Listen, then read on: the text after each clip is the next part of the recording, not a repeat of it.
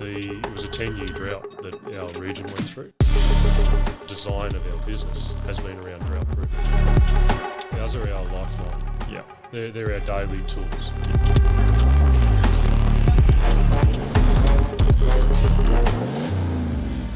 Today on this episode, we have Aaron in here from Diesel Gas in Moree. Now, we're going to be talking about a lot about the Toyota branded cars out there and what they do in their industry, and also talk a bit about the community with the farming, something that we haven't touched on much, but it's really interesting to see how the community survives out there and what they use these cars for on a daily purpose. All right, Aaron, thanks for being here. Appreciate you coming in. I know you boys are doing some training at the moment, so it's a good opportunity to have a chat. I guess what I would really like to start with is get an understanding on where you guys have come from. What is diesel gas? I know you guys are a fair distance away from us, so it'd be great to talk about the community and start on some of the things and the challenges you guys face out there as well. Yeah, right. Okay, so thanks for having me. That's all right. This is awesome. So, Moree, northern New South Wales. We've got about 100 k's south of the border. Yep. Quite a way inland. Yes. If anybody's travelled down south following the highway, you'll often go through Moree to, get to where you've got to go. Yes. Our community is primarily cotton industry. Yeah. So it's agricultural. There's a little bit of livestock and that out there, but most of it's converted over to irrigation country. Yes. Or broadacre. Yeah. Meaning wheat, barley, chickpeas, all those types of things. Yeah. How far away is Moree from here? Like, how many hours did it take you guys to get here? Nearly 7. 7 hours, yeah. It's a bit of a distance. Yeah. I definitely will only recently, not quite out there, but when we went to Tamworth and so forth, and it was interesting, the landscape out there. I was so surprised by how lush it was at the time that we went there and how green it was. I was very surprised with that. I kind of had this idea that you get over the mountain and it just turns to desert. Like, that's the way I had it in my head, and it just wasn't that at all. Yeah. It was very surprising. So the desert even has rolling hills. We actually don't have any hills. Yeah. Bit like you looking out to the ocean, you can see that sort of horizon, the shape of the earth. Yeah. On a sunset out west, there's Wow. just nothing. That's crazy. It's not unusual on the way home late of a night, on a call out or something like that, you'll just stop. Yep. Get out, get a drink out of the fridge, and you'll just stand there and look 360 degrees and not see a single light in any direction. Wow, that must be pretty surreal. I mean, I definitely remember things like that on the ocean, but to be on land like that and sit around, that's pretty amazing. Yeah. So, diesel gas. How did diesel gas start? Like, where did it start from? Oh, it's a big story. That's all right. Good time. Yeah. Okay. So I'll go right back to the beginning. Yeah. We started off as diesel fuel injection shop. So my grandfather owned it. It's called Moree Diesel Service. Yes. And in my time of doing my trade and those types of things, working my way through, it changed hands 3 times. Right. So. And were you there the 3 times it changed hands still? I was, yes. Yeah. Yep, all the way through. And had an opportunity then to finally rein it in and grab it myself, between myself and another partner. Yes. And we did that for a couple of years. Still traded as Moree Diesel Service. Yeah. For another story, we split that up. Yes. And I went out on my own. Okay. And come up with an idea with a few mates called a product called Diesel Gas, which was gas injection over the top of a diesel engine. Mm-hmm. So. Using both CNG, LPG, all the 2 different types of gases under both gas and liquid. Yes. So we patented that. We travelled the world with it. Yep. So I played a small part in that, but that was still part of my story. Yeah, wow. And at the time, I needed to start a business name after leaving Moree Diesel Service, and I wanted to capture the branding and other bits and pieces, and the guys agreed to me starting Diesel Gas Moree. Yeah. So that's the name. Okay. Interesting. So the diesel gas side of things, you were doing obviously additional fueling systems, or were they predominantly a primary fueling system for these particular engines? Or? Yeah, dual fuel. Yeah, dual fuel. So yeah. using the diesel as a catalyst. Yep. So that was a big thing back. It would have been in the early 2000s when a lot of that rolled through with the government subsidies and stuff like that on the LPGs and stuff like that. It was huge. So we actually had nothing to do with the vehicle side of that. Yep. We were heavy industrial. Okay. Yep. And we were the only ones on the market to have a closed loop electronic system. Oh, cool. So yeah, bit like we were talking the other day about closed loop systems. We had one fully functioning with EGTs and oxy sensors and all those types of things. Because if anyone's ever, I know Americans are big on it, but with propane and stuff like that, and playing with that in diesels is quite effective. It definitely does work for an additional fueling. Yep. I've played with it a little bit in the past. You can, if you get it wrong, it can be disastrous as well. Yeah, interesting. I actually didn't know that at all. So that's really cool. So propane and butane are pretty unforgiving. Yeah. But CNG, coal seam gas, amazing stuff. Yeah, right. So like is in LPG do a substitution of about 30%. Yep. CNG up to 80%. Right. Okay. And if you've got an industrial engine that's burning 250 or 300 litres an hour in banks of engines, and you're doing an 80 cent, back then it was 23, 24, 25 cents a litre, liquid litre. Yeah. Yeah. Versus $1.50 or something for diesel at the time. Yeah. Payback periods were like months. Yeah, on a huge system. So I guess it's changed now because the cost of basically LPG has gone up, and as far as what the efficiency of those machines burning, it probably was. Does it calculate to still be a beneficial? Or? It's the prices, the government committing their to their exports to bring Australia, bring fresh Australian dollars in. Yeah. It was never going to work here in Australia. Yeah, okay. So we pursued it over in India. We pursued it also in Africa. Wow. With the Life Hospital Group. So converting all the hospitals over there to get them off the, what they call it at the time, unloading the grid. Yep. And so self-sufficient sort of setups. Yeah, and spa shopping centres. Okay. We did quite a few spa shopping centres over there as well. Yeah, wow. Yeah. Cool. Interesting. And so obviously you started off Diesel Gas Moree. Yep. And then what were your ideas around Diesel Gas Moree? Because you worked in the diesel, I'm guessing the injection shop, you did your trade as a diesel mechanic with injection as part of one of those modules. Yeah, and so correct. forth? Yeah, so heavy road transport Yep. is what you normally go into the trade with, because in New South Wales it gives us licensing to work on registered vehicles. Yep. And then the diesel side is just like going to Bosch or Denso in getting Victoria. Certification training for that. Yeah, that's right. So those would it been predominantly sort of like heavy industrial, like tractors and trucks and stuff like that, and some sort of vehicles? I imagine that industrial would be pretty big out there. Oh, everything. Yeah, everything. It's a bit like your story telling me about the sprinters and things like that. Yeah, you had touching on everything. Everything. Okay. It was from heavy earth moving through to little buzz boxes, the I-30s and things like that. Yeah, so huge amounts of information and understanding on a lot of different concepts of strategies of a lot of different things. So that's pretty cool to see. Like, I'm always interested in so many different makes and models of things, because all the systems can be similar but so different at the same time. Yep. It's pretty cool to see. So diesel systems, then Diesel Gas Moree. Where did we go from Diesel Gas Moree? What happened there? So we started Diesel Gas Moree in the middle of our drought. Yes. And that's probably a topic we could cover. Yeah. It's important to us out there. Yeah, for sure. It's it was a 10-year drought that our region went through. It's a bit like what South Australia's experiencing at the moment. Look, it's really hard because we're on the coast here, so we don't really quite understand the effects of what goes on because we live in our little bubble. If you miss out on rain after 3 or 4 days, you think you're in a drought. 100%. Yeah. I do recall the years of it happening, and a lot of our customers and how they were affected. And we had quite a few customers that were from rural areas and all affected by the drought. So definitely seen the impact and the effect that it had on them. Yep. Obviously, you guys being in the heart of it all, it must be pretty, confronting with those situations. It's almost like a country western movie with the tumbleweed going across and banking itself up against the fence lines. But then what happened after that is once all the ground cover was gone, the silt or the top layer of the soil was then blowing across in dust, almost like your sand dunes. Yeah. And fences were disappearing in Wow. black soil. And as far as you could see, not a blade of grass. It was crazy. It was pretty intense. And so how do you deal with those type of scenarios? I mean, you've got a business that you've started off and you got a huge drought, and I mean, as far as farmers go, like they're not getting income, and they can't grow crops, they can't sell crops, and it just affects the whole community as far as what goes on. It was a real struggle. It really was. It was tough. We had clients and customers and things like that, banks for closing and.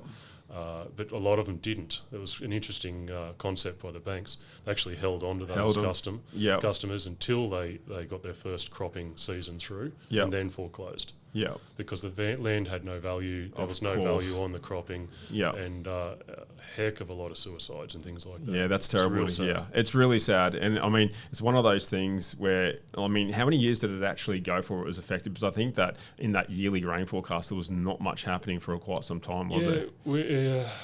I think our lowest rainfall, we had something like 25 mil or 30 mil for 12 months. And then the other one was the Aussie wildlife. You know, it's incredibly tough. It's almost like those scenes where the elephants go to one area, congregate to die. Yeah. Well, kangaroos were doing the same thing. They were going and to the corner of a yard somewhere. Yeah, underneath an old gum tree or something and piling themselves up. It was horrendous. Wow. I definitely know, speaking to a few mates with cattle farms and so forth, and the amount of cattle they had to go through, and obviously, you know, put out of their misery. There was just so many that they had to sort of get rid of. They didn't have enough feed, you know, keep them alive. You know, there was all these levels of problems that you just don't see. And, you know, when they have 1,500 head of cattle that they're just getting rid of, you know, because of the drought, you know, it's just, it's devastating. The scale out there is, you know, even much bigger, 50 and 60,000 head of cattle. Wow. And same with sheep. You know, sheep is a huge part of it. Yeah. It's part of the reason why those industries have not collapsed, but they've been diversified. Yeah. Because there's risk, and their main risk is their bloodlines. Yeah. So they spend generations breeding these one-off bloodlines, you know, for the best returns in weight or wool or whatever it might be. To lose that bloodline, you can't recover it because you couldn't afford to keep it. Yeah. Wow. So then you're starting off with somebody else's bloodline, which may not have been ideal. Yeah. So then you're behind the 8 ball to try and start your next season anyway. Yeah, I can only imagine. Like, it definitely, if someone were to come along and said, "Hey, you guys can't operate, and we don't know when you're going to turn your back on," it must be a hard thing to deal with mentally, and just go, "Well, what do we do?" Like, you get up in the morning, what can you do? Like, there's what, you know, you can't go out and do anything because there's nothing to do. No, you're stalemated. Yeah, it must be a very debilitating sort of feeling. So. I'm guessing that was at the start of when you started Moree Gas, absolutely. Yep. So, which is awesome. It's a really tough story, but it also meant that we weren't spoiled. Yeah. So our entire design of our business has been around drought proofing. Yeah. So it's diversification and all those types of things. So everything we've done has been focused on. So you're learning from what potentially can happen. Well, we started from that. Yeah. So it's not learning. We knew what we had to do to survive. Yeah. And then we knew once we got cash flow, what we had to do to keep it moving. Yeah. Yeah. And so I see you guys do a lot, especially with Volvo. I mean, you got Volvo of the Year again after 5 years in a row. Was that right? Fourth year. Fourth year in a row. Yeah, I mean, like, that's awesome. Congratulations! Like, that's a pretty cool milestone to think that you guys at Moree, you know, with Volvo and how big it is, that you got those awards. So that's really, really good. Yeah. So tell us what you do with that particular setup with the Volvos. Yeah. So, well, I'll just break it down. Just a slogan that we use is paddock to pedal. Yeah. So if you can think of paddock to pedal, yes, we try and cover that as a niche market of engines and drivelines. Yeah. So we fall in that window. Now, fuel systems wise, that's a branch of it, but sorry. So the category around, so with the Volvo and the pumping systems, and you've got that with the fuel systems and so forth. So you got quite a few different feathers as far as what you do. So you've got multiple things in your business that you're sort of carrying out. Absolutely, levels, but it falls under one group, one window. Yeah. So that's what we've tried to find, that niche, and stuck with it. And it's I think a niche. It's like Just Autos is a niche. Yeah. And you found your clientele, you find your customer base, and you run with that the best you can. So for us with the Volvos, the reason we created a niche with those is that we don't just sell the engine. Yeah. We sell the product, the diesel gas product that goes with it. Yeah. And as I see, you guys got a really cool little bit of info sort of stuff with technology with the Insight that you do. And I mean, I was looking at just your app yesterday. You were showing me bits and pieces of that. That is cool. That is so much up my alley. I was like, man, to have an app on your phone, you can sit there and your paddock can be, hundreds of kilometers away, and you can tell how much fuel's in the fuel tank, the engine's running, what it's pumping, the temperatures. You've even shown me the cameras that can, monitor what happens there with facial recognition and all that sort of stuff. Like, that blows my mind. Like, to have a setup like that, I think on a farm, really just show how well you can utilize technology moving forward, and understanding on, instead of having to travel 200 kilometers to make sure you turn the generator on, it was out of fuel, I'm not sure, you can't remember or whatever. Like, it just solves so many problems. I can imagine efficiency-wise, it must make a huge difference to a lot of those farmers. Yeah. Well, that's what a lot of people don't understand. I mean, our boys go out to these field service jobs and we track everything by GPS. Yeah. So when we give them a location, it's not we're not going to Sunshine Coast at this particular point. We are going to GPS location. Yeah. That's the only way to find it. Yeah. There's no roads, so you just find the plot on the map and just keep doing your best to head towards it. Yeah. Surely the farmers that you have helped with some of these systems, they must see such a benefit to it. You know what I mean? It must have a profound impact on the way they do their day-to-day runs and stuff like that. Oh, absolutely. I mean, the founder of this company, he's super passionate about it. Yeah. And his background is farming, and Yeah. he's actually local to our district out there as well. Yeah. He's just done the right things. He's played his right cards, and he's generated a company which is ag-based, which is one branch of his group. Okay. LX Group is the main company, but they do a lot of tech. So they're printing circuitry, they're right through to the design and software, like the whole turnkey product. Yeah. But the ag side is a byproduct of that main company, which is his passion. Right. So definitely looking at the way that it was set up, I was really impressed. I think that hats off to you, the way that it is all set up and what you guys have done there. I think it's an interesting story where you've come from with the Drought and seeing what it can do, and then understanding that, water is such an important thing, and you need it, especially as a livelihood out there, and to be able to support it through the crops and make everything work. I think that's really cool to see. But you've also got the diesel injection side, so I'm guessing that you're servicing from a diesel system point of view a lot of the headers and bits and pieces that are out there, or machinery that's getting around, so you're having to maintain and look at a lot of those things. And then you've also got the workshop that you guys stock a lot of parts for a lot of different cars, a lot of Toyota stuff out there. I can see Toyota, definitely one of the things I was so shocked about is how much Toyota is really out there. And I think I'm always stuck in my little bubble because I'm in a few different sheds in the area where we are here, and it's very rare that I leave these spots because I'm always sort of in work mode and stuff like that. But when I actually travelled out there just recently, I was shocked that every second car, without a doubt, will be a Toyota. It's either a Prado or a Land Cruiser. Like, it was amazing by how many cars are out there in the Toyota, and it really shows, as far as the community has that strong trust in that brand out there, and that's something that I never realised was so strong in those places. Well, that's a long-term trust. Yep. Because it hasn't been a short-term window. We were talking about the American trucks that are coming up through the industry, and then but if you look at the Toyota brand, it's something that's been going on since the 45 series. Yep. And literally, if you have a Toyota breakdown, it might be a little old Hilux, and it could be in the absolute middle of nowhere, and go out. Have you got this a spare fuel filter? Mine's blocked. Yeah, go out to the back shed. There's a whole shelf of them out there. That's the thing that I love, is the fact that it's sort of like you've got these mini mechanical workshops everywhere scattered to support the brand of the cars that everyone sort of has out there. And I think, people probably would take that for granted here and not see that, because we rely on major chains to be able to get those components. But it's cool to see that, everyone's sort of stuck together, and it's worked for them. Well, I mean, those vehicles at the end of their life don't get sold off either. They end up in their personal little wrecking yards. Actually, and graveyards. that's really funny you should say that. I noticed a couple of mates that I've done stuff for, and they keep them. They don't sell their cars. No. They just go into the next shed and they just sit there. And I'm like, well, they generally get handed down. Yeah, right. So as in you have the top of the food chain, your managers and owners, and they just keep working their way down. And paddy basher until it's just something they kick around in. A huge backpacker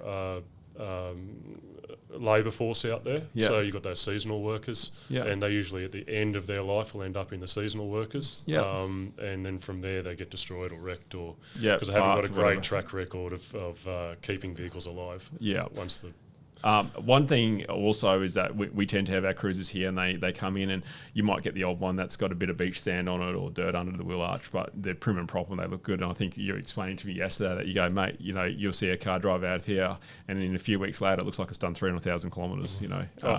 And so they use their gear hard out there. Yeah, real hard. And the wildlife, the bull bars are getting bigger. The everything about trying to protect these cars, and that's one of the niches that we've put together. like we're talking to you about, customizing some tunes, and you're really interested and intrigued in, in definitely. how do we... Because, the guys out there, it was funny, we were talking about like GVMs, and there's not a big thought around that. And, when you tell me guys, they go, yeah, man, I put 12 ton and I'm like trying to tow something down the road, and you're just thinking, what are you kidding? Like, they're on their private, property, but what they do with their cars, they're treating them like tractors and not like a car. I'm like, that's ridiculous, you know what I mean? And it's crazy to think that this is how they've been accustomed to use their cars. They just use them so hard. And I think anyone in the world, I think when you look at the farming industry, I think these guys use their cars harder than anyone else. Well, if you go to a vehicle in our yard, the chances are that most of them don't have tow balls on them. Yep. They've got ring feeders on them. And if you've got a ring feeder, it's if you know anything about... You're indicating you're going to be towing something pretty big. Real big. Yeah. Yeah, it was because it should have been hooked up to a tractor or a truck. Yeah. I think that's probably it's quite a funny one. We never see that here, obviously, for obvious reasons. But yeah, and I think, from a Toyota point of view, it'd be interesting to see them looking out and going, wow, this is where we've sort of built these cars and tested them. So it's interesting to see. We were briefly talking about the 4-cylinder and the GD and how the American market, they dropped the 1VD, which was, definitely an engine that's seen its time. Probably not so much like the 1XZ. I think that's stuck around even to this day. It's probably been one of the most common engines that were out there, especially in the workforce and the farming. It also had the longest production time too, probably. Yeah, and they still actually make that motor for a lot of the overseas markets. Yeah. So that motor's still around. I think in its aspirated form, it's such a reliable engine. It's got very little power, but it ticks along and does the job. And the 1VD has stuck around for some time, and now moving into 4-cylinder and it's automatic. I definitely think that there's a place for that car. I don't know if it totally takes over the place of where the 1VD is in the manual sort of side of things. I agree. I think it's hard to compete against that. I think from a farming point of view, mechanically minded, you need something that's simple and basic, and those cars are. But once you start going to automatic and smaller capacity engines and so forth, you really need to go, well, what are we using the car for? And back to basics. Now, if you're in that little 4-cylinder with an automatic and you're trying to tow a 12-ton, trailer of some sort, right, and you're trying to take off and you're on the converter, that transmission's going to get hot. It's as simple as that. You know what I mean? And I mean, the 1VD was an underrated engine. 100% it was, yeah. The GD is at its, I wouldn't say it's at its limit, but it's very close to its limit. Yeah, 100%. So there's so much leg room in the, it's like the 1HZ you were just saying. They're just underpowered. The 1VD was an underpowered engine. Yeah, it was. I know they do that 1VD in a marine application. That's about 380 horsepower. That's a steady state sort of running that they have in that. But different applications, got excellent cooling, especially when you've got water coming through them at a consistent speed. You don't have, air temperature does play a part, but not hugely like it does in, our vehicles that are out there. And you were even mentioning yesterday, and I was saying, man, it's so hot today. And you're like, man, this isn't even hot. And I'm like, I'm dying. It's like 35 degrees. Yeah, I'll say. And you're like, this is nothing. Nothing, no. And so, to say that you're like, you get your 40-degree days, I can imagine that now you've got these cars, and this is what I keep looking back to, and it's so surprising to see what punishment they are getting, and how hard people drive them. And I think it's great to see that they keep coming back to that brand, and, they choose to do that.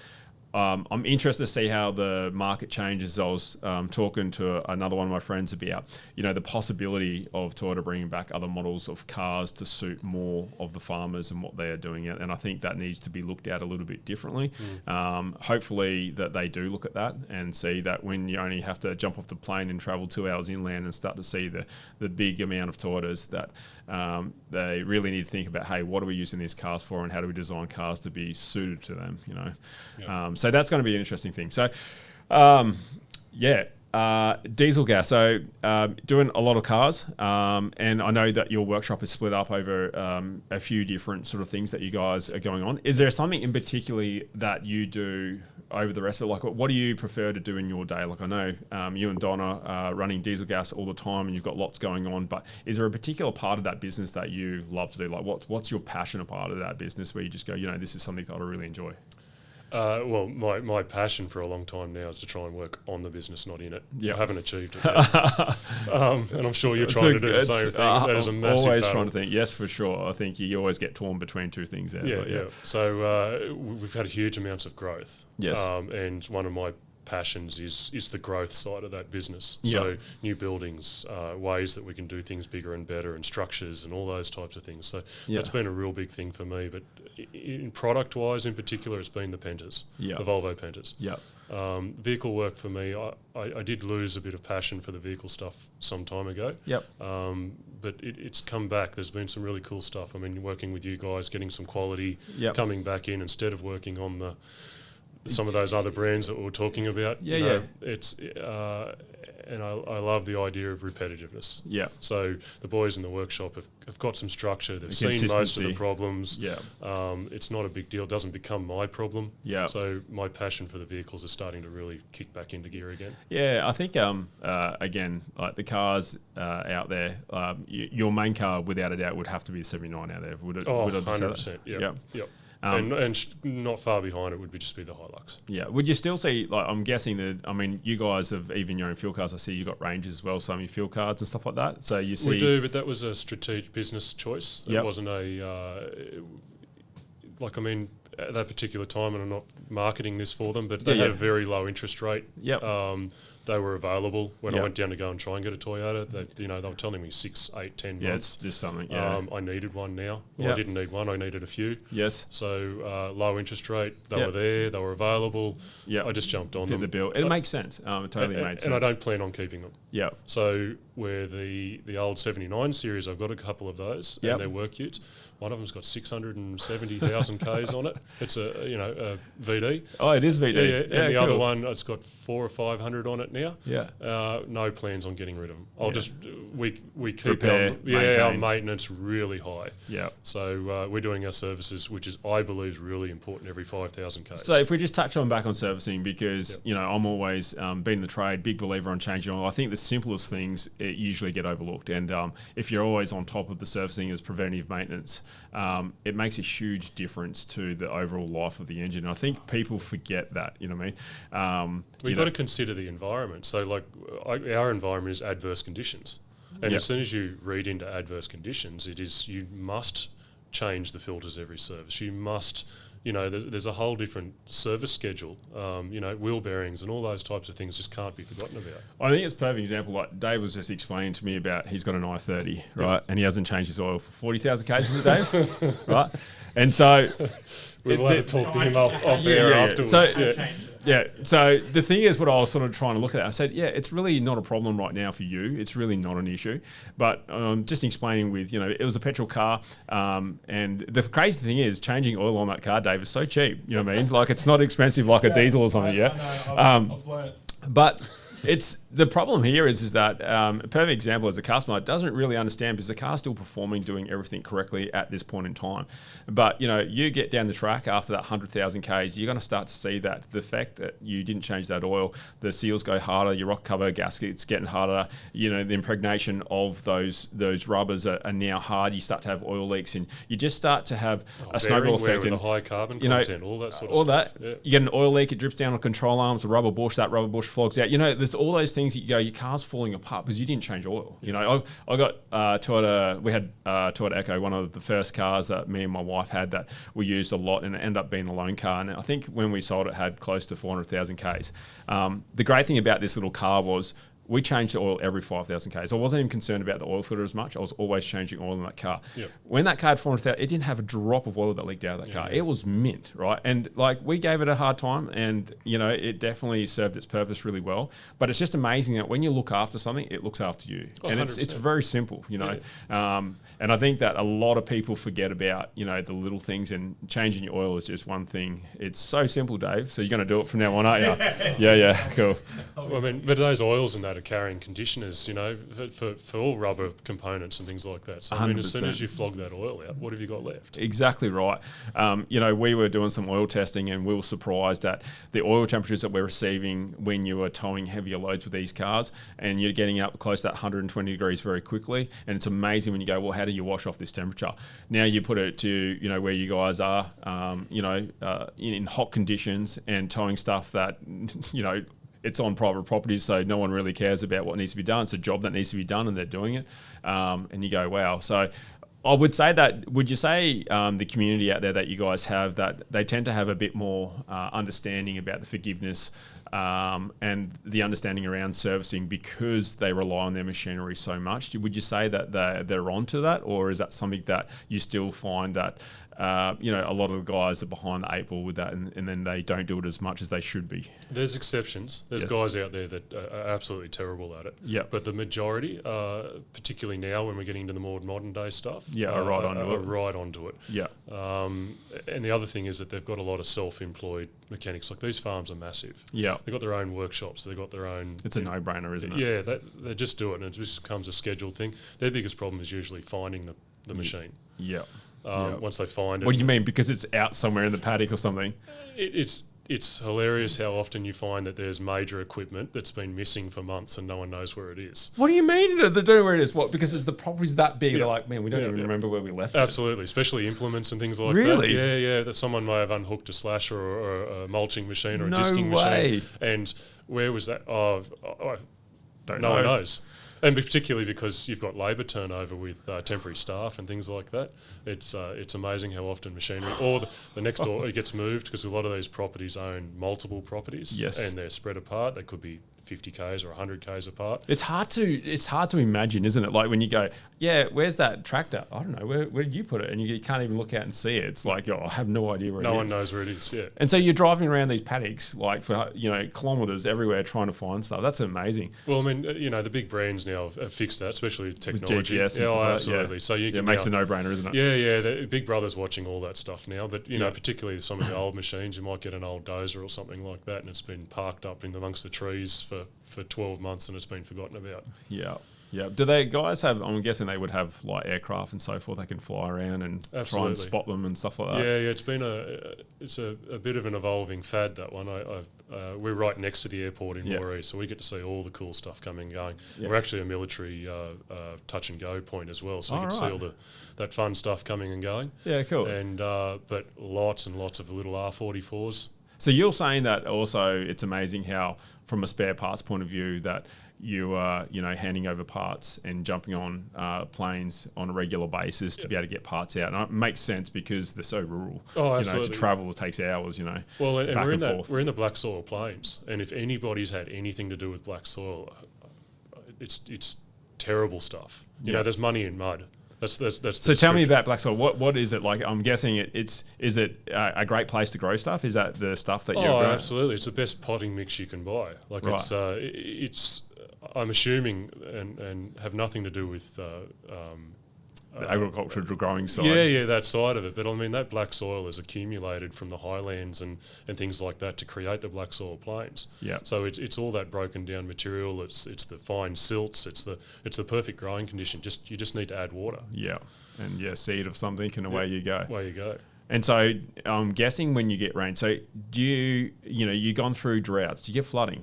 Oh, flooding is because it's flat. I can't imagine, like, if it rains a heap, where's the water going to go? Yeah, it doesn't move. Right. So our floods are very slow. Obviously you get local flooding that happens quickly after a storm, but it's not unusual for us to get a flood that we get a 2-week window warning to say, hey, you've got a flood coming. And it slowly creeps its way through the tablelands and the low-lying areas. Yeah. Oh, because it's travelling from the distance. Yeah. Wow. So it'll go, for us, it collects from a big portion of the eastern side of Australia. Yes. And it sort of runs through our river systems and zones. It mostly consolidates at Burke. Yeah. And then hits that main river system out there, the Darling. Yep. And then starts heading south and goes all the way down to the bottom of Australia. Wow. So I'm guessing, going back to that sort of drought thing, I think it's just something that's really interesting. A lot of dams, I'm guessing, would be built around those particular areas to store water because obviously as you have the floods come through, you want to replenish a lot of those places to be able to pull water from. So you'd have some pretty big dams, I'm guessing. Oh, absolutely. Great skiing dams. Lots of skiing dams everywhere. Yep. So that's what you do on the cruisy weekend thing? Yeah, absolutely. Yeah, you find a neighbour or a mate that's willing to put up with a bit of erosion. Yeah. Awesome. And we get out there and do our skiing and other bits and pieces on weekends, which is great. Yeah, cool. But those dams are usually built around those river systems, low-lying areas, big catchment areas, and then that's where we step in with our Pentas, our Volvo Pentas. Yep. Huge pumping systems. Do they have fish in them, the dams? Yeah. They do, because I think they do it to keep the water healthy or something. Is that right? No, that's just a natural thing. Okay. Yeah. So you've got, these pumps are huge. Yeah. So there's not unusual for a 300 millimeter fish to get through one of those pumps Yeah, unscathed. yeah. Right, really? Yeah. He might lose a few scales, but he'll get pop out the other side. Wow. Okay, that's cool. And they'll breed those storages if they hold water for a long period of time. Big opportunities for them to start breeding, and then the outlet of those dams is just simply opening a gate and letting the water out. So they'll end up back in the catchments and other bits and pieces. Yeah. Bird life is huge. Right. Okay. Yep. Yeah, based on that. Yeah. Okay.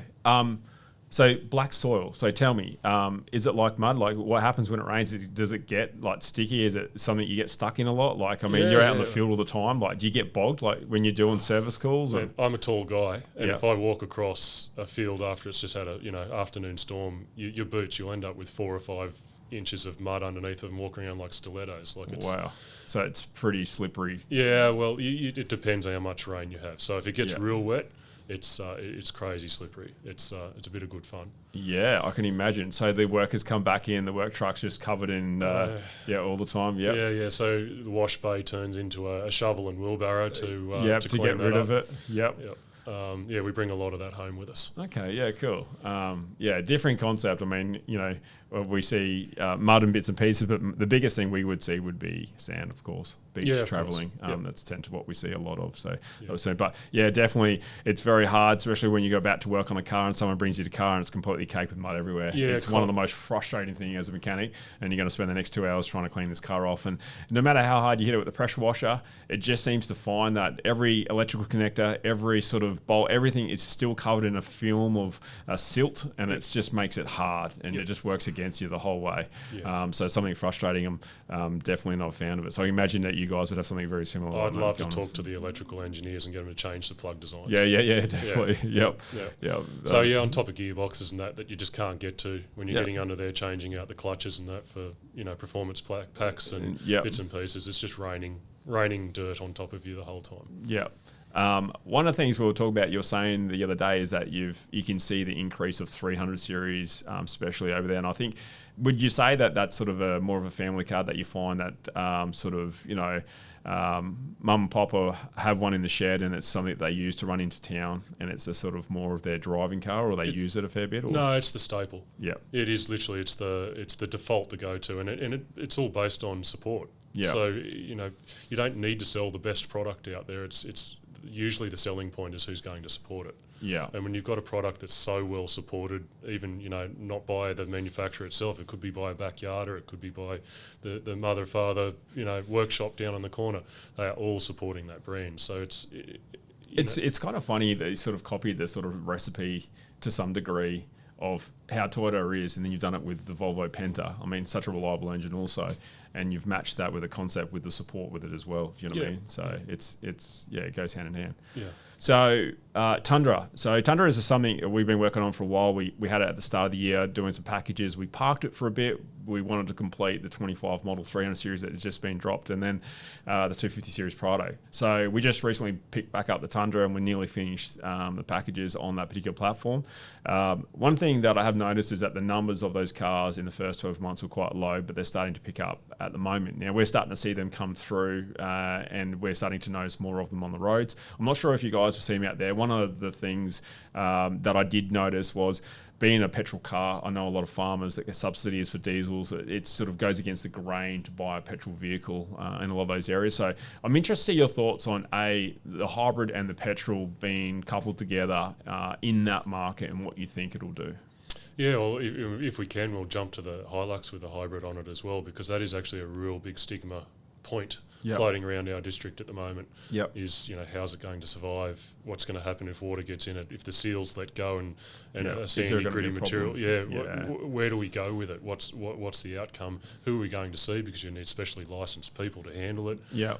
Is Toyota going to release that tech to be able to deal with it? And I believe there's some categories there where they can tie that up because there's safety involved. Yes. So it'd be interesting to see how that market space goes, both for the Tundra and the new Hilux, because that whole generational thing of everybody building working trust on it, and building trust. It's going to be harder. Yeah, it's going to be really difficult because there's only going to be one person in the early days that's going to be able to work on it. And, I mean, that'll get released, but safety-wise, it'll be interesting. It is a good point. I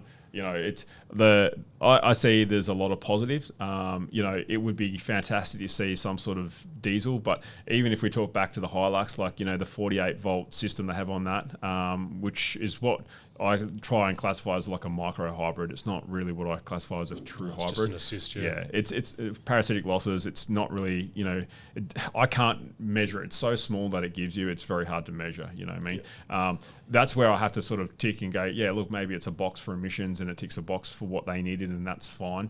I don't know if it ticks as a box for the customer as far as going, hey, that's the option that you would go to by having it, and if it gives you the benefit for the cost. Yep. I don't know that. And then it brings the next question, like you just asked, is go, well, now you've got, instead of a Hilux without 48 volt, now you've got one with 48 volt. How does that go for servicing and problems? You know what I mean? And if you have issues there, does it make them redundant to some degree? And accessibility. So yeah, it raises a lot of good questions. So again, I think you can't get away from it. But it seems to be every manufacturer is moving more and more towards the technology of hybrid systems and different strategies and stuff like that. So I think it's not just a Toyota thing, but all manufacturers are tending to go down that road and support that product.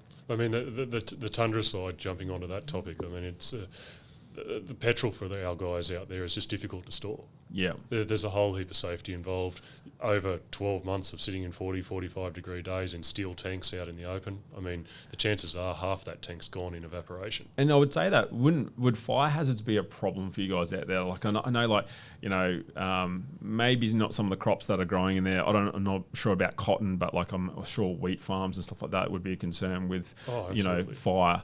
So they're all things where they wouldn't want the risk. It's like, hey, why would I even take the risk? I would just go back to a diesel, even if I didn't quite like it, just purely because I don't want to have that risk extra. We do everything well in out of scale out there. Yep. So as in we do floods that are out of scale. We do droughts that are out of scale. We do locust plagues that are out of scale. We do locusts, interesting. Yeah, frogs, mice. Yeah, right. Like as in there's seasonal, millions of mice that just destroy absolutely everything. Where do they come from? They breed. They're just, right. I mean, you give them the perfect storm. You give them a grain season to eat, food, water, and a Christmas tree. One becomes six become and it multiplies so quickly, and within no time, you all of a sudden you're in plague seasons, and then before you know it, you're in another flood. Like it's we do everything. And same with fires. You end up in a dry period or at the end of a wheat season, a lightning strike hits that field, turns into a fire, and then all of a sudden, fuel sources and that type of thing have got to be protected, and things like petrol become a real issue. Yeah, and I could see that being an issue. I thought of it, the Tundra, the subsidy side of things, like with the money, but then you bring in that side to it, and that changes it completely when you look at it. I could be wrong, but I don't think there is any subsidy on petrol. No, I don't think there is. It's only on diesel. Yeah. So, when you think about that, you go, well, why would you buy petrol if you're in that system? Adds more risk. Yep. It's inconvenient. It's harder. And it's more beneficial for diesel, cost-wise and safety. Well, the platform of a Tundra, I think, is absolutely fantastic. I mean, the dream of anybody that wants the ultimate four-wheel drive is cutting down a 200 or 300 series. Yeah. And it's out of most people's reaches. Yeah. But the Tundra actually nearly ticks that box. It's just the drive line's not quite right. I love the car, the way it drives. I think the hybrid in the Tundra is fantastic. The Hilux I don't rate, but the Tundra one I do. I think it's fantastic. It gives you an extra about 100 kilowatt in assist when it comes in, and it makes a hell of a difference to power. I don't know if it really makes a huge difference for fuel consumption. It's debatable. I've got my one that's non-hybrid comparing to a mate's that is hybrid, and they look pretty similar.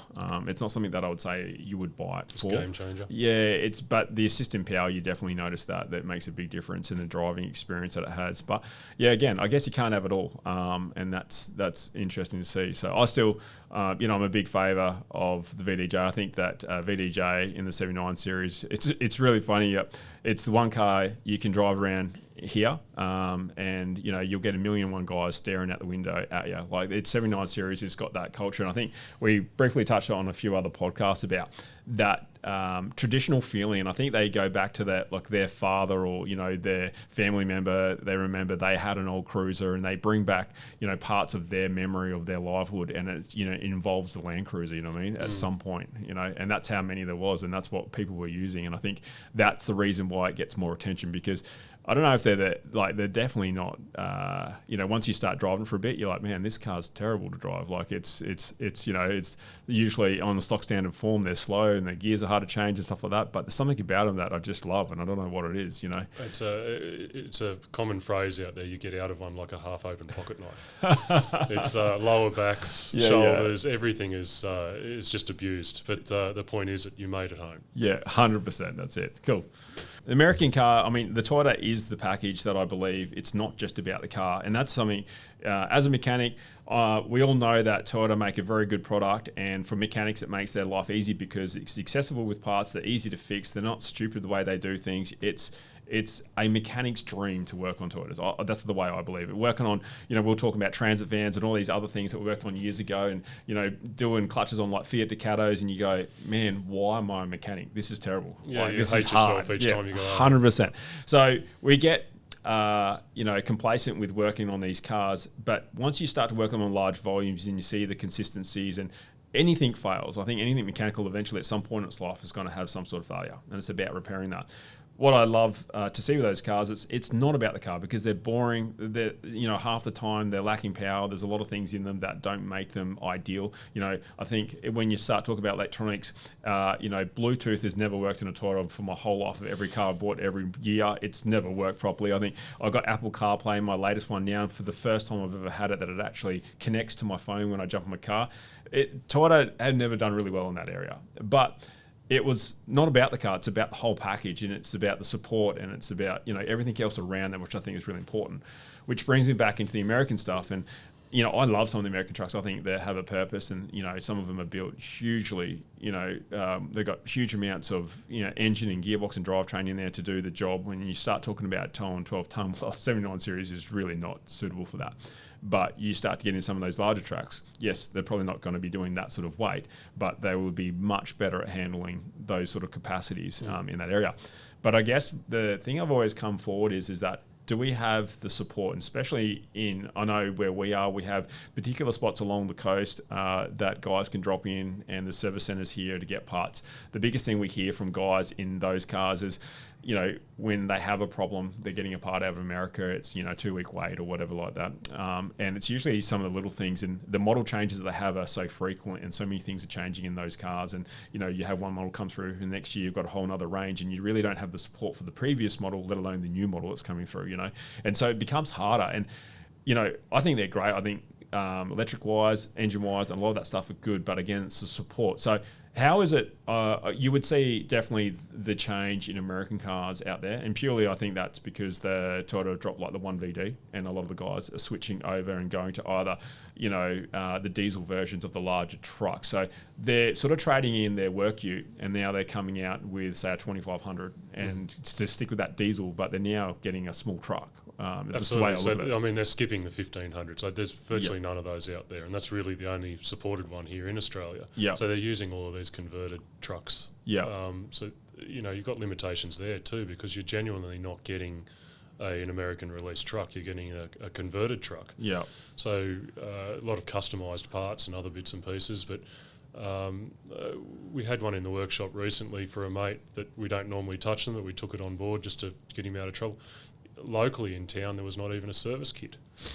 I've heard this time and time again about just getting air filters or an oil filter for something. You just go, man, how is this possible? And I think that makes it a little bit hard, so it just takes time. So I think that's one of the things. But I'm interested in, I'm sure a lot of those guys that are getting those trucks are probably organised their own parts and bits and pieces, what they need as spares. I guess where the problem I see on the horizon with them is the simple things where you have a collapsed wheel bearing or something like that, where it's not something that you do buy or carry because, they're a non-sealed, bearing. or the seal bearing, sorry. And, you know, it's something that then you've got to try and organise and get in and go through that. Even to the point where if you break a wheel stud, you know what I mean? Like those little things where you just go, okay, it's a little thing, but it stuck me. Where in a 79, mate, it's not even going to ever be an issue. Well, I mean, you go a step further and it wrecks the spindle that the bearing's sitting on. I mean, that's, you know, you can go to the local bearing shop, sure, you can find a bearing that'll suit, but chances are that part's going to be an air freighted import to get you out of trouble. Yeah, so, you know, I don't ever want to sort of look at it where I'm like, oh, I'm pro Toyota and I hate American trucks and stuff like that, because I think it might come across that being very biased. I love Toyota, and you know, I've said it several times over, and I think there's a place for those trucks here, and especially with the weight that a lot of people are going to, I think that's the truck they need to go to, without a doubt. Yep. But for me, in your areas, it will be very interesting to see how those guys go in a few years' time when they start to run into problems, and how they support it in that, and you know what parts they have to carry, and then does it work out well for them in the end there. You know, the last thing you want is to have American vehicle and, you know, it's broken down, and then, you know, you can't get parts for a few weeks, and that's a car that's just stranded there or it can't be used. You know, it's useless, it's redundant, you know. Well, so, I mean, my point bringing up before, that these vehicles used to be handed down from, you know, the top of the food chain down to the bottom. Chances are these won't be handed down. Yeah. My gut feeling is that they'll be moved on. Yeah. Yeah. And I think that says it in itself, doesn't it? Yeah. Trust. So I've asked this question a lot. We did some podcasts earlier, even last year, we were talking about electric cars. They were coming through. It was really interesting to see that, you know, I was saying that there's no way that I would put my hand up to buy an electric car to travel Australia. You know, if I had one in the city and stuff like that, I think it would be fantastic. I've driven quite a few different electric vehicles, and I'm very impressed with the power and how they drive. I think they're a fantastic car. It was funny, we were talking about, you know, some of the new BYDs and stuff like that, and Jason was on here talking about suspension and possibly looking at something in that sort of field. But I was sort of like, you know, like what happens, like sort of the inconvenience with having to charge a vehicle over a certain amount of time and trying to find the right station. I can imagine there's not many charge stations out where you guys are. Mate, you would have seen it. Everybody's seen the generator? video with the generator sitting next to it. We've got those out there. Right. I just think it's so counterintuitive. I can understand. It's nearly like in the city, people forget where electricity comes from. Do you know what I mean? Yeah. And it's like, okay, well, how do we get the electricity to start with? And I think, like, I would be traveling with like a little Honda generator in my back, and just making sure that that's my backup system. When I run out of juice, I start the generator up and charge her up to keep going. People don't realise, like, converting kilowatts of electricity into charge batteries, it's not a trickle charge where you're hooking a phone up. We're talking, some of these charging stations are hundreds of kVA just to be able to produce the amperage to drive it. I mean, these generators, we've got one that I know of out there that is, even when no one's hooked up to it, it's still running. So it sits there at 1,500 RPM. Oh, idling. Just well, they're not idle, but they're just in light load or literally floating along, glazing up, waiting or hoping that someone's going to plug into it one day. It's like it's out of this world. Like when you think it and you hear those stories, you go, wow. Why? Oh, we're all about green world. It's counterintuitive. It is. Because that's you're right. burning fuel for nothing. Absolutely, you know what I mean? It's crazy. And like you think of the cost involved in the setup and everything else, and I think it's funny. We're probably a little bit protected. We don't see it. And it's interesting when you hear that and you go, yeah, man, they're out there, but never seen anyone plug into it. And the plug's probably brand new and it's never been used. You know, it's for that one person one day to come through and go, wow, I've got a plug I can charge up here. Yep. But the motor will probably be screwed on the generator and it's just been sitting there idle for so long, it'll probably stall out. And the next minute they're screwed. You know what I mean? Like, I don't know. But I look at it and go, wow, it's quite amazing. So I guess your take on, you can't really see electric vehicles being a thing that will take off in your industry and going down that road? Even outside of our industry, like personally, I mean, my boys that go out, I mean, we do a heck of a lot of driving.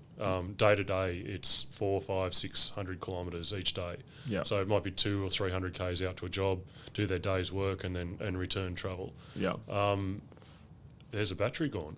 Like you can't travel home on 0%, not out in the middle of nowhere. No, that's what I mean. Like, what do you do? Lay a solar panel out and just wait for something? I don't know. Wait for the sun the next morning. Yeah, you're stranded, aren't you? Yeah, it literally doesn't add up. Yeah. And the other thing is we've got that, that safety net of our temperatures out there being so high. Yeah, and the batteries don't like being in real hot temperatures. And our staff sometimes need some reprieve of just sitting in an air conditioner for half hour while they're eating their sandwich. Like it's I know it's not great to idle a vehicle, but yeah, fortunately, that's what you've got to do. Yeah, 100%.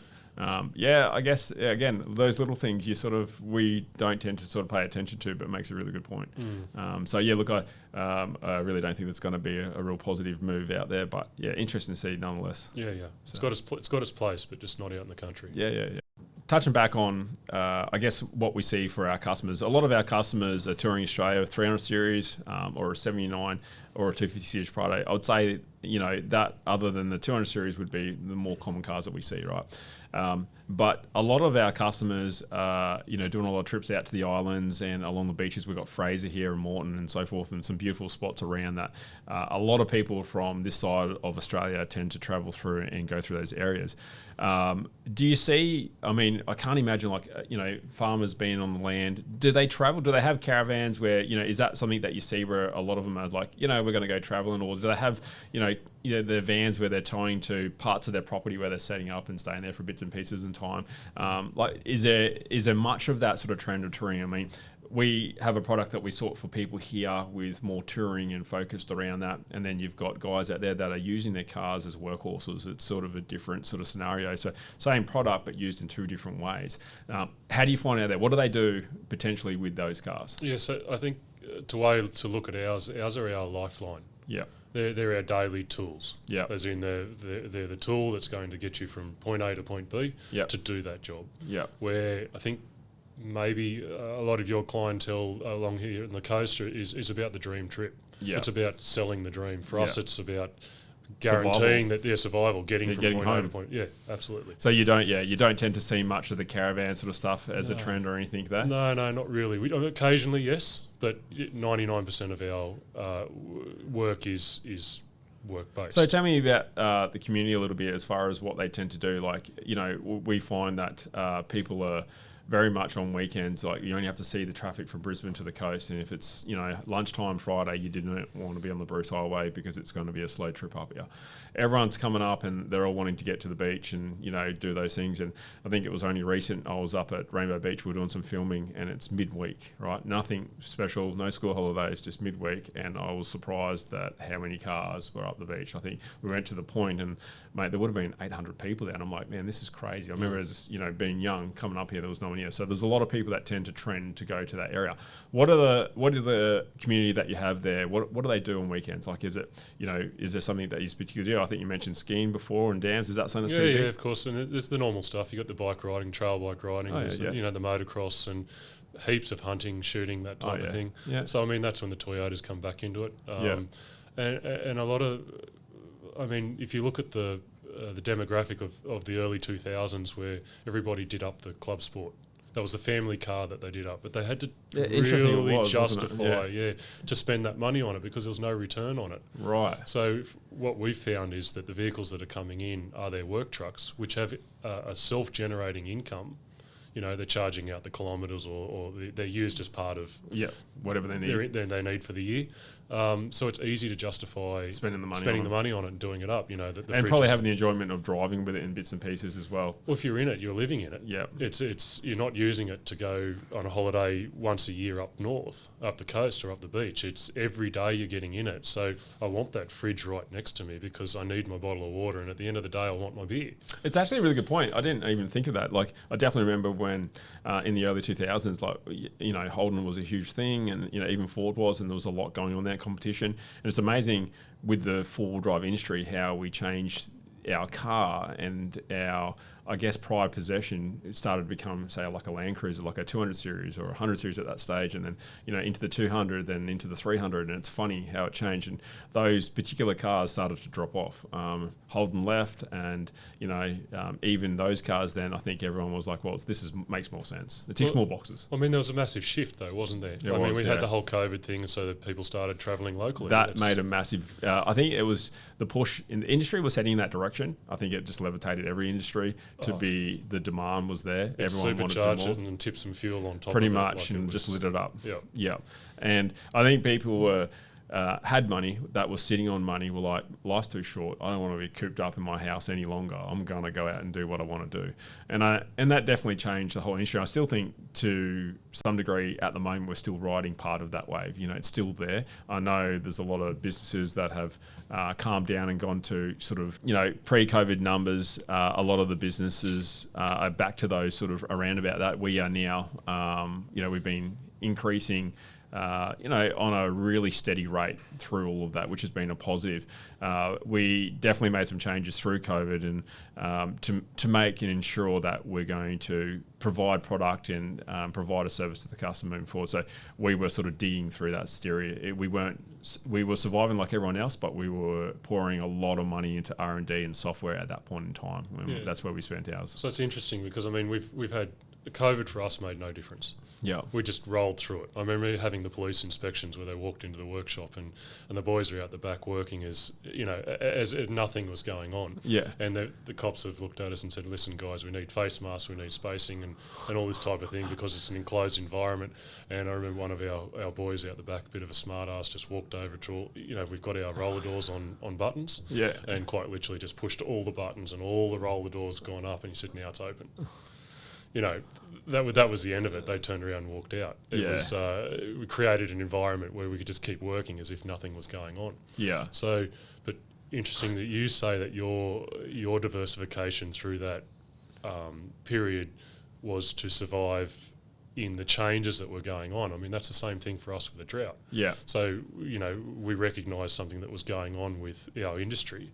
You've recognised something that's going on with your industry. Yeah. And you've diversified and you found a niche and now you're following it. Yeah, look, at that time, I remember definitely, when a lot of shutdown was happening, we were quite fortunate here in Queensland. It wasn't as bad as, say, places like Melbourne. I know I've got friends and stuff through those places and they were saying how bad it was. We're lucky we didn't get that. But we were together, the group of staff that I have, we were sitting there and we were brainstorming every day going, hey, how can we do it differently? Where can we do this and what can we do here? And we started going, well, hey, look, we can't actually get our customers to us. So we started towing vehicles in the state, and bringing them to us, and we're going, hey, we can get the car ready for you and keep it going and we'll tow it back to you. We were allowed to do that, So then we just said, hey, look, we would go on halves in the tow, but we were factoring that in and go and say, we'll cover half the cost. Keeps the doors open, keeps us moving, and it was able to sort of diversify in a situation that we didn't really know the outcome was. We had to go through the whole thing of cleaning the cars properly before and after and everything else between and keeping the staff safe and everyone happy. And it was challenges, but you didn't have a choice. You just do it. You just get up and you go, this is what we're going to do. Just do it. Our biggest issue that we had, because we're a border town, is trying to come across to the Queensland border. So we had lots and lots of fun ways of jumping borders because we've got customers on both sides. Oh, yeah. But there was no exceptions at a period of that time. But there is when you've got helicopters and boats and all sorts of things like that.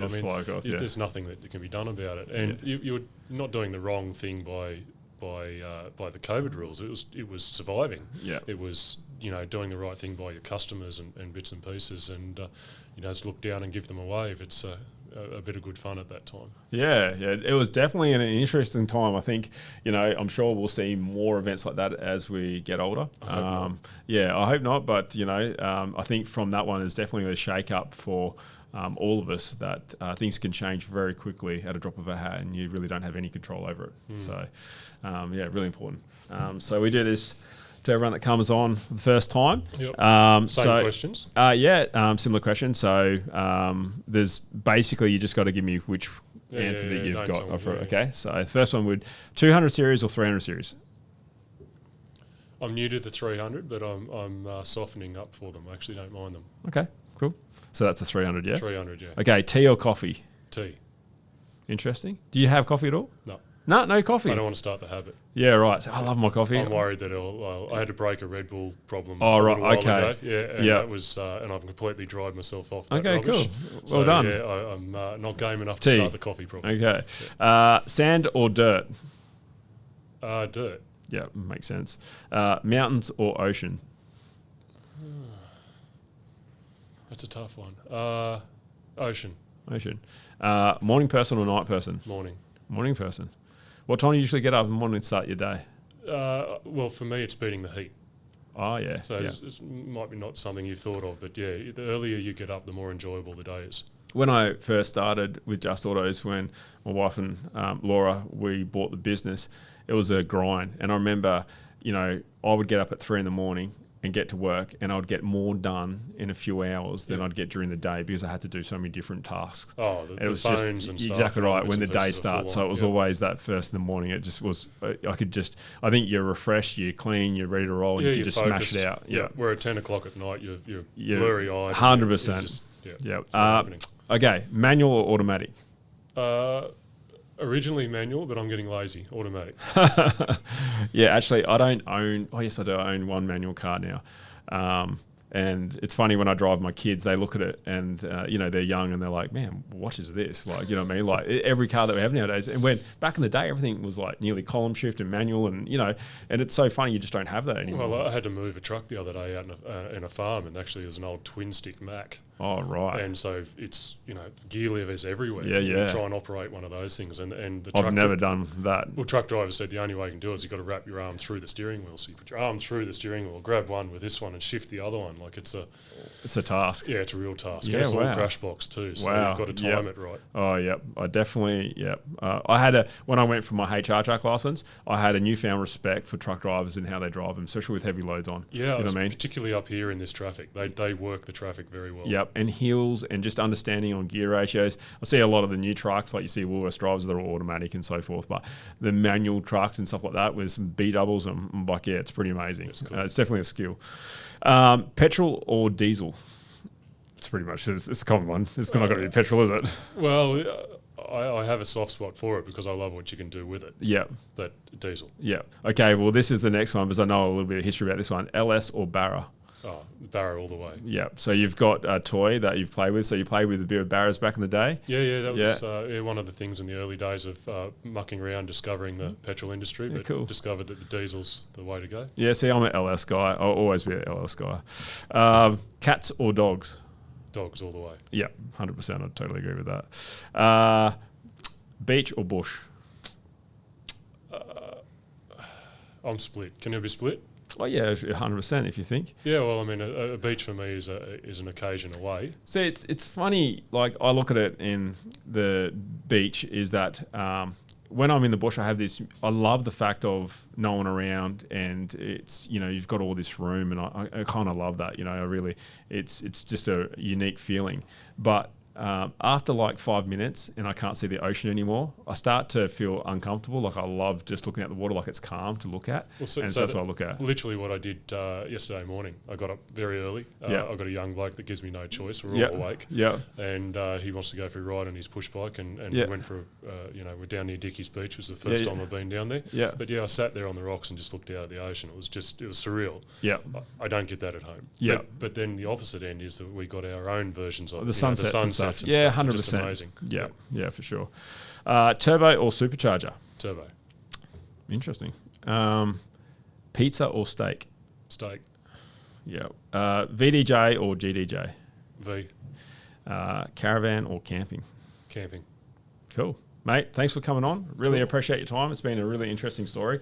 And, I wish you guys all the best. And I'm sure we're going to do wonders with you guys out there. And, looking forward to the future. No, it's cool story. It's all evolving. Yep. Awesome. Thanks, mate. Well, that was an awesome episode. I was really happy to talk to Aaron. I learned a lot of different things in that. I hope you guys did as well.